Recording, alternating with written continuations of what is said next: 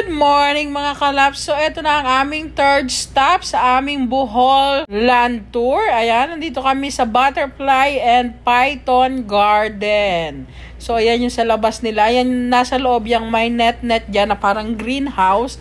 Nandyan yung mga butterflies nila. Ayan, pumasok na kami. Nakikita nyo ang daming tao. Kasi ang dami rin namin kasabay rito. Yung mga nakasabayan namin dun sa Blood Compact, nandito rin sila halos. Ayan. Yung mga butterfly nila rito, hindi pa ganun karami.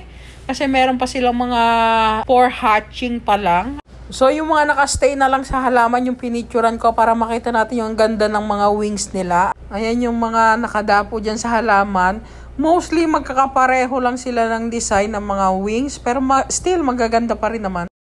Marami sila pero maliliit lang. Wala yung mostly na malalaki. Ayan. May dumapo rin kay Marks na paru-paro. Hindi ko lang na-videohan agad kaya lumipad na lang yung pagdapo. So dito sa part na to, dito na yung mga pupa nila na for hatching. Ayan, lahat yan ay buhay pa and ready na to hatch. Yung mga yellow na sa may dulo, yun yung mga malapit na mag-turn into beautiful butterflies. Yan, yung mga yan ay malapit nang magkaroon ng mga pakpak. Papunta na kami sa part kung nasan yung mga crocodiles and birds nila.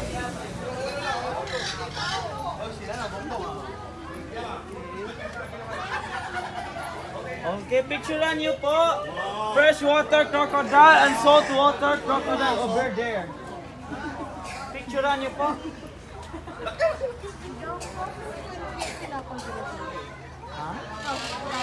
Hindi lang masyadong maganda yung amoy dito, kaya better if magdala kayo ng face mask. Pero tolerable naman yung amoy.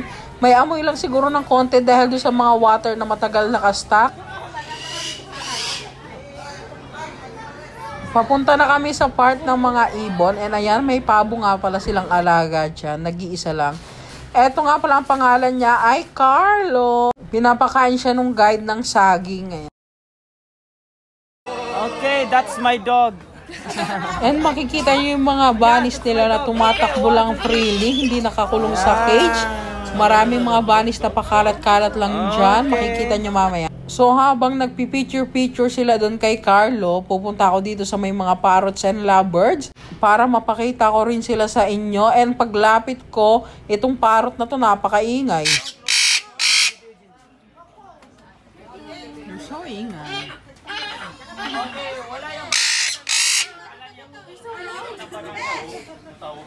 Dito na ba lahat?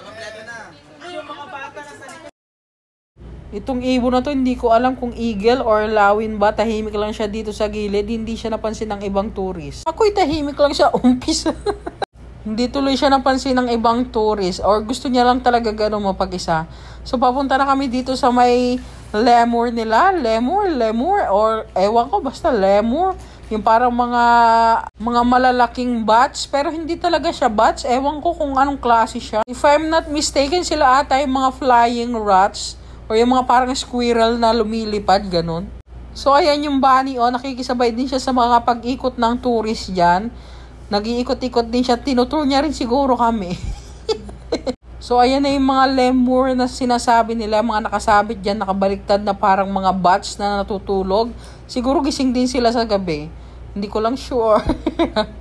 Hindi masyadong na-explain nung tour guide Or dahil nahuli na kami kaya hindi namin narinig yung explanation. Dito sa part na to, papunta na kami sa mga pythons nila. Kaya pakinggan nyo na lang yung guide namin about sa information.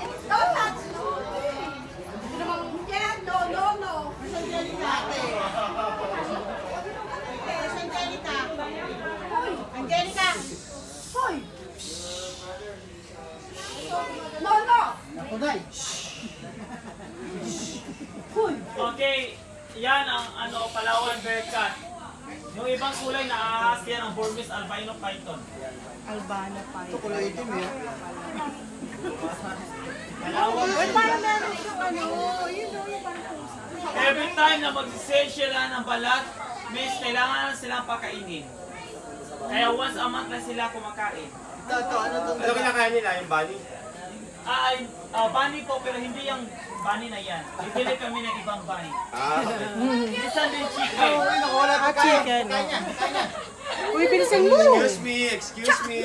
So, medyo maliliit yung python nila dito ngayon. Sabi ni Marks, dati raw nung pumunta sila rito, meron talagang malalaki. And may mga names pa. Ngayon ata parang wala na.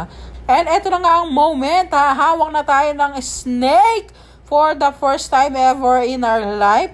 Parang hindi ko alam kung uulitin ko pa. Okay naman ang experience niya. Pero kahit ganyan lang siya kaliit, ang bigat-bigat niya. Tapos pinulupot pa talaga sa akin ni Kuya. Diyos ko, Lord.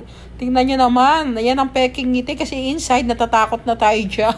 May photographer din na naka-standby. So another Boodle for 150 pesos. May instant picture na kayo. May souvenir shop din. Pwede kayo bumili ng pasalubong. Please like and follow for more.